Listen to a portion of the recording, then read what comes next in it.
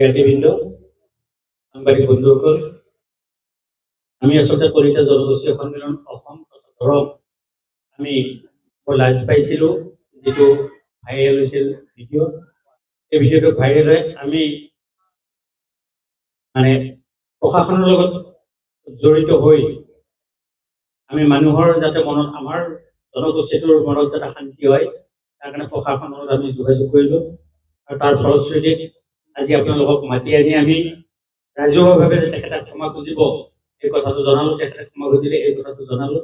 আৰু আমি যিহেতু কলিতা জনগোষ্ঠী সন্মিলন অতি আদিম জনগোষ্ঠী সন্মিলন বা পুৰণা জনগোষ্ঠী সন্মিলন, সকলোৱে জানে কলিতা জনগোষ্ঠী সন্মিলন সদায় ক্ষমা কৰে, ধৈৰ্য ধৰে, সহনশীলতা বজাই ৰাখে, সহনশীল কলিতা জনগোষ্ঠী সন্মিলন। গতিকে আমি কলিতা জনগোষ্ঠী সন্মিলনে তেখেতে যিহেতু আজি আপোনালোকৰ জৰিয়তে গোটেই অসমবাসীৰ ওচৰত ক্ষমা ভিক্ষা মাতিছে, তাৰ কাৰণে আমি কলিতা জনগোষ্ঠী সন্মিলন অসম তথা দৰঙে এই কথাটোত আমি মানি লৈছোঁ। মানুহৰ ভুল হয়, সকলো মানুহে ভুলৰ ক্ষমা নিবিচাৰে, এখেতে যিহেতু ভুলৰ ক্ষমা বিচাৰিছে, তাৰ কাৰণে আমি সূৰ্য ধৈৰ্য গুণৰ অধিকাৰী কলিতা জনগোষ্ঠী সন্মিলনে ক্ষমা কৰি দিছোঁ বুলি আপোনালোকৰ জৰিয়তে আমি ঘোষণা কৰিছোঁ। আপোনালোকে দাখিল কৰিছে, এজাহাৰখন উঠাই লৈছে নেকি? এই পৰ্যন্ত উঠাই লোৱা হোৱা নাই, আমি ভৱিষ্যতে উঠাই লোৱাৰ ব্যৱস্থা কৰিম। আৰু আমাৰ যিটো চৰ্ত, সেই চৰ্ত তেখেতে মানি ল'লে, গতিকে আমি তেখেতক আকৌ ব্যক্তিগতভাৱে পুনৰবাৰ হাৰাছমেণ্ট দিয়াৰ ইচ্ছা আমাৰ নাই, বা আমাৰ জনগোষ্ঠীৰ মানসিকতা নাই, গতিকে আমি এজাহাৰখন উঠাই ল'ম।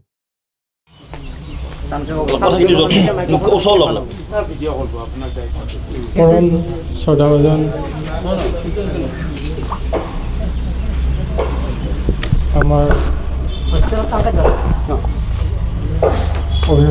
অভিভক্ত কলিতা জনগোষ্ঠী তথা অসম কলিতা জনগোষ্ঠী সভাপতি সম্পাদক সমুখে মোৰ শ্ৰদ্ধাৰ ভাই মাতৃসকল আৰু মোৰ ভাতৃপ্ৰতিম যুৱসকল, বাইদেউসকল, জ্যেষ্ঠযোগ্য ব্যক্তিসকল, সংবাদ মাধ্যম আটাইলৈ মই আজি এই আপোনালোকৰ ওচৰত মোৰ যি সংবাদ মাধ্যমত এটা কটু মন্তব্য কৰিছিলোঁ, আপোনালোকৰ মনত বহুত আঘাত পাইছে। আৰু ময়ো সেই খবৰটো শুনাৰ লগে লগে ময়ো আচলতে মৰ্মাহত হৈছোঁ, মই কি কথা কৈ পেলালোঁ বুলি। যিকি নহওক, মই কিবা ভাল শিকিছোঁ যদি আপোনালোকৰ পৰাই শিকিছোঁ। কি জগদ্ধাত্ৰী মন্দিৰ হওক, কি আমাৰ দুৰ্গা পূজা, আঞ্চলিক দুৰ্গা পূজা সমিতি হওক, এই গোটেইখিনি মই আপোনালোকৰ পৰাই ভাল কথাখিনি শিকি আহিছিলোঁ। দুৰ্ভাগ্যবশতঃ কিবা এটা কাৰণত মই এজন ব্যক্তিক নাম ধৰি আপোনালোকৰ এই জনগোষ্ঠীটোৰ হকে কিবা এটা সেই ল'ৰাজনক মই কটু মন্তব্য কৰিছিলোঁ। আৰু মই সংবাদ মাধ্যমত মই হেড পোষ্টো কৰা নাছিলোঁ, কিন্তু সেই ল'ৰাজনক মই দিছিলোঁ যে তুমি এনেকুৱা এনেকুৱা কৰিছা, আমাক তুমি এনেকুৱা নাভাবিবা, আমিও এনেকৈ সকলোৱে মিলিজুলি থাকিব লাগিব। কিন্তু তাত মই এটা কটু মন্তব্য দুটা কৰিলোঁ, অশ্লীল শব্দ দুটা কৰিলোঁ। সেই দুটা শব্দই আপোনালোকক যথেষ্ট ব্যতিব্যস্ত কৰিছে। আৰু সেই লৈ মই এতিয়া কেনেকুৱাকৈ কি কৰিম, মই আজি 4-5 দিন ধৰি খবৰ পৰা নাই। আপোনালোকে হয়তো মোৰ স্বাস্থ্যটো দেখি গম পাইছে মই কি কাম কৰি পেলালোঁ। এইটো তেওঁলোকৰ লগতে মই কলিতা জনগোষ্ঠীৰ লগতেই মই উঠা বহা কৰোঁ। মিনিমাম মই 18 ঘণ্টা 16 ঘণ্টা মই কলিতা জনগোষ্ঠীৰ মানুহখিনিৰ লগতেই মই ওতঃপ্ৰোতভাৱে জড়িত আছিলোঁ। কিন্তু মই আৱেগৰ হয়তো কিছু বশৱৰ্তী হৈ পেলাই ঘপককৈ কেতিয়াবা এই মই আপোনালোকক কথাখিনি ক'লোঁ, আপোনালোকে ধৰি নাথাকিব, মোক অভিশাপ নিদিব, মই আপোনালোকৰ মাজত জীয়াই থাকিব লাগিব। সেই লৈ ভাল কামখিনি আপোনালোকৰ মাজতে কৰিব লাগিব। আৰু মই কি ক'ম, মোৰ মানে ভাষা ওলা নহয়। মই যুৱপ্ৰজন্মখিনিকো কৈছোঁ, তোমালোকে মোক অভিশাপ নিদিবা, তোমালোকৰ মাজত মই থাকিব লাগিব, ভাইটি হিচাপে ব্যৱহাৰ কৰিম।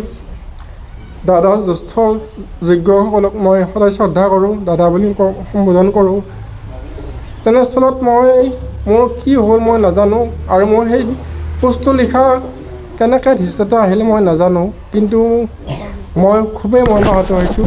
আৰু হৈ পেলাই মই যিহেতু আপোনালোকৰ সেই কথাটো মানি ল'ব নোৱাৰি, আপোনালোকে প্ৰশাসনৰ মাধ্যমেৰে গৈছিলে, তেওঁলোকে ক'লে যে আপোনালোকে বিবেচনা কৰক, আৰু সেইমতে আপোনালোকে কামখিনি কৰিলে আজি, আৰু মোক প্ৰেছ মিট এটাও দিব দিলে। মই সেইখিনি সন্তুষ্ট। আপোনালোকে যেনেকুৱা ধৰণে কয় মই তেনেকৈ মানি ল'ম বুলি মই প্ৰতিশ্ৰুতি দি আপোনালোকৰ ওচৰত মই আজি আহিছোঁ। মোক আপোনালোকে যি শাস্তি বিহে সকলোখিনি মই মানি ল'বলৈ প্ৰস্তুত। এটাই ক'ম, ময়ো আপোনালোকৰ মাজত থাকিব বিচাৰোঁ। আৰু যিটো অভিযুক্ত হ'লোঁ সেইটো হয়তো মই ঘূৰাই নাপাম। যিকি নহওক, ভুলটো আৰু কৰিলোৱেই, মানুহ মাত্ৰে ভুল হয়, ভুলৰ সংশোধন মানুহে কৰে, আৰু আপোনালোকে মোক শুধৰাব লাগিব। মই সেইটো ইমান নাজানো, উচ্চ শিক্ষাও গ্ৰহণ নকৰিলোঁ। 2-4টা কথা কেতিয়াবা সংবাদ মাধ্যমত কথা কোৱা বা আমাৰ সমাজত কথা কোৱা যায়, মাইক্ৰফোনটো ওচৰত লওক আৰু ওচৰত লওক। কথা কোৱা যায় বা সংবাদ মাধ্যমত কেতিয়াবা 2-4টা কথা কোৱা যায়। তাৰ মাজতে কেনেকুৱাকৈ কি আপোনালোকৰ এই মন্তব্যটো গুচি গ'ল মই ধৰিবই নোৱাৰিলোঁ। যিকি নহওক, মই যথেষ্ট ভুল কৰিছোঁ। শ্ৰদ্ধা কলিতা জনগোষ্ঠীয় ৰাইজ, মোক আপোনালোকে সদৌ অসম কলিতা জনগোষ্ঠী এই কথাখিনিৰ কাৰণে আপোনালোকে মোক ক্ষমা কৰি দিব। মই শত কোটি প্ৰণাম কৰিছোঁ আপোনালোকৰ ওচৰত, আৰু আপোনালোকৰ যি শাস্তি বিহে মই নতশিৰে মানি ল'বলৈ প্ৰস্তুত। যিখিনি কথা কৈছিলে আপুনি, হয়, এই কথাখিনি কোৱাৰ অন্তৰালত কোনোবা ব্যক্তি আছিল নেকি? তেনেকুৱা ইণ্টেনশ্যন নাছিলে বাৰু, কিন্তু মই সংবাদ মাধ্যমত এজনে কৈছিলে কিবা এটা কথা, সেইটোক মই প্ৰত্যুত্তৰ দিছিলোঁ। কোন সংবাদ মাধ্যমে কৈছিলে? এইটো কৈ দিয়ক। সংবাদ মাধ্যমটো মই এতিয়া তেনেকৈ চোৱা নাই, কিন্তু কথাটো হ'ল কি, ল'ৰাজনৰ প্ৰতিক্ৰিয়াটো মই তেনেকৈ দিছিলোঁ সামাজিক মাধ্যমত। আৰু অন্য তেনেকুৱা মোৰ আপোনালোকৰ জাতিটোক লৈ মোৰ এনেকুৱা কোনো ধৰণৰ ইণ্টেনশ্যন নাই। ল'ৰাজনৰ নাম কি? সীমান্ত কলিতা আছিলে। ক'ত আছিল? এতিয়া ল'ৰাজন শুনা পাইছোঁ তেখেতে হেনো যুৱ ল'ৰা, তেওঁ সৈনিকত কিবা কাম কৰে, আৰু তেনেস্থলত সেই ল'ৰাজনক মই কৈছিলোঁ। ঘৰ ক'ত জানা নেকি? ঘৰ ক'ত নাজানো মই, কিন্তু সীমান্ত কলিতা বুলি মই জানিছিলোঁ। আৰু আপোনাৰ বিৰুদ্ধে কৈছিল নেকি সীমান্ত কলিতাই? তেনেকুৱাকৈ নাই কোৱা। তেনেহ'লে আপুনি কিয় ক'লে? সেইটোৱেতো হৈছে, মই এতিয়া মানে কি ক'ম আৰু, ভাষাই নাই মোৰ। হ'ব, ঠিকে আছে। আপোনালোকে ইয়াৰ আগতো আপুনি আহোম জাতিক লৈও বা ব্ৰাহ্মণ জাতিক লৈ কিছু সামাজিক মাধ্যমত মন্তব্য কৰা দেখা যায়, বা কাৰোবাৰ হাতত এতিয়া স্ক্ৰীনশ্বট জমা হৈ আছে। হয়, আপোনাৰ এইটোৱে মানসিকতা নেকি, যিকোনো সামাজিক মাধ্যমত যিকোনো ক্ষেত্ৰতে আপুনি সকলোলৈ তুচ্ছ-তাচ্ছিল্য মন্তব্য আগবঢ়ায়? তেনেকুৱা ইণ্টেনশ্যন মোৰ নাই, কিন্তু হয় আপুনি যিটো কথা কৈছে, কিন্তু কোৱা যায়, আমাকো কয় আপোনালোকৰ এতিয়া আমাৰ যিবিলাকৰ লগত আমি ইয়াতে লগে থাকোঁ, আমাকো কয় যে এই কোচ, এই কলিতা বা এনেকুৱা কথা আমাকো কয় বাৰু। সেইটোক লৈহে আমি সেইটোৱেতো মোৰ ভুল হ'ল এতিয়া, তাৰ কাৰণে মই আজি আপোনালোকৰ নকৰোঁ, মই কোনো কাৰণত নকৰোঁ। মই আপোনালোকক শত কোটি প্ৰণাম কৰিছোঁ। ঠিকে আছে। হয়। দাদা